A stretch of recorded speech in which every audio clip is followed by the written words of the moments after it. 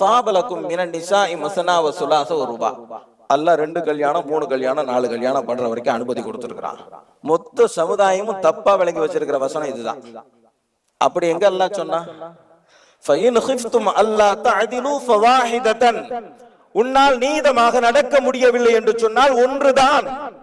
இதை வசதியாக மறந்துடுறோம். நீதமாக நடக்கிறது சாமானிய மனிதனுக்கு சாத்தியமா? முடியாது. இன்னொரு வேடிக்கை என்ன தெரியுமா? முதலாவது பொண்ணு பிடிக்காம போகும்போதுதான் 2வது பொண்ணை பத்தி யோசிக்கிறான்னு சொன்னா 2 பேருக்கு மத்தியில் எப்படி நீதமாக நடந்து கொள்ள முடியும்? அடிப்படையிலேயே தவறு இது.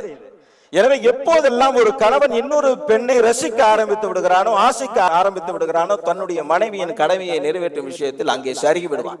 அவன் அதுக்கு மேல அவனால் ஒண்ணுமே பண்ண முடியும்.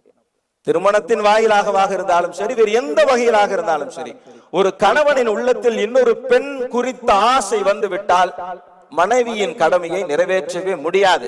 அதனால இந்த 2 கல்யாணம் 3 கல்யாணம் 4 கல்யாணம்னு சொல்லி மார்க்கம் பொதுவா அனுமதி கொடுத்ததாக விளங்கியது தவறு என்பதை புரிந்து கொள்ள வேண்டும்.